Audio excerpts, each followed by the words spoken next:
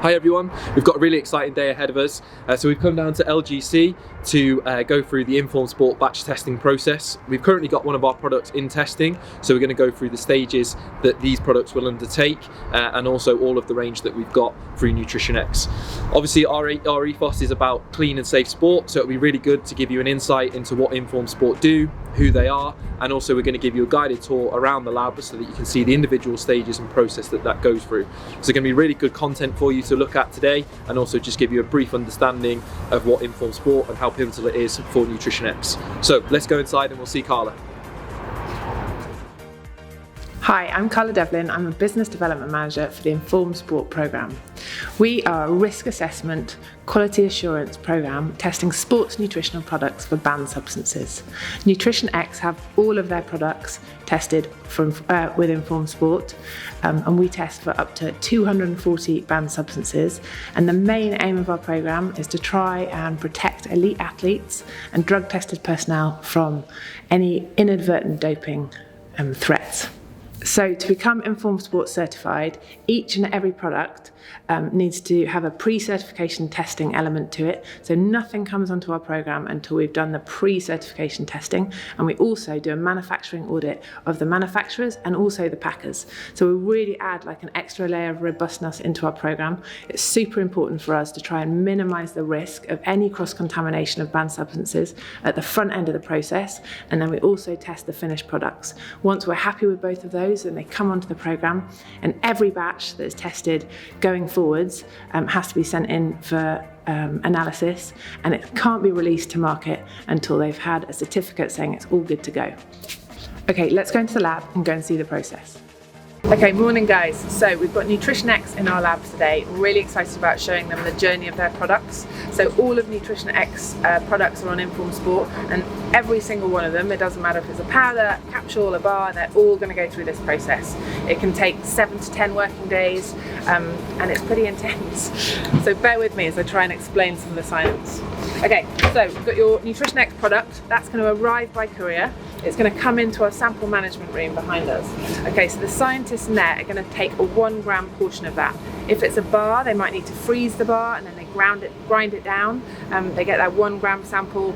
If it's a capsule, they'll be able to get the liquid from inside the capsule, and then that comes through into what we call a wet chemistry lab.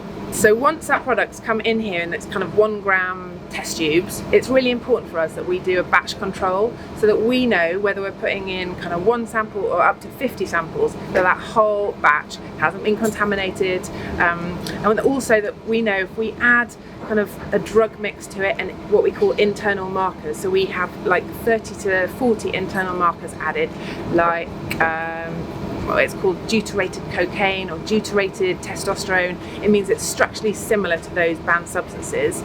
We should really be finding those substances at the other end of the kind of the journey of the product. And if we don't see them, we know that there's been a problem and we'd have to come back to the start and start that whole process again.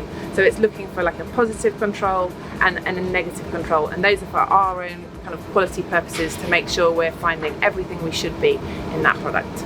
Once we've got our 1 gram sample, what we do is something called a solvent extraction. So what we're trying to do is basically we want to isolate, we want to purify, and we want to concentrate.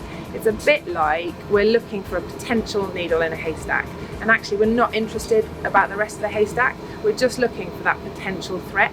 So we want to really concentrate down those materials as much as we can, so that when they go through to the instruments in the other lab, we can really detect if there's any issues or threats within that product.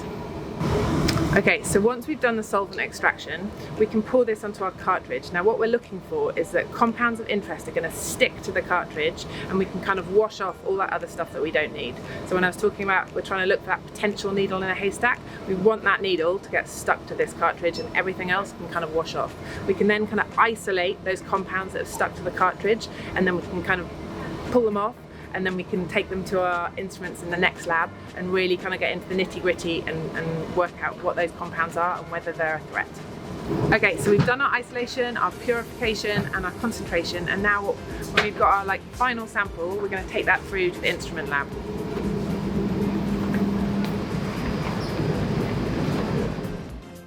Okay guys, so we've come through into our instrument lab. Remember, we kind of really wanted to concentrate down our samples so we could bring it in here and put it on our instruments. It's worth noting that actually we're world renowned for equine and canine doping lab.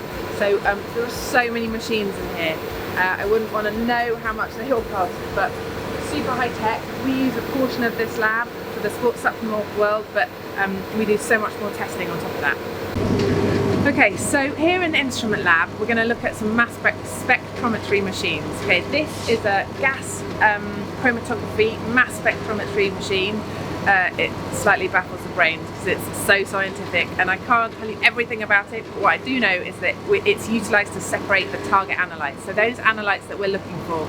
Remember back in the other lab, we put in those internal markers, those banned substances, and we really want to be seeing those so that we know that all of our processes are working. But equally, we don't want to be seeing any of those analytes in any other of the nutritional products that we test.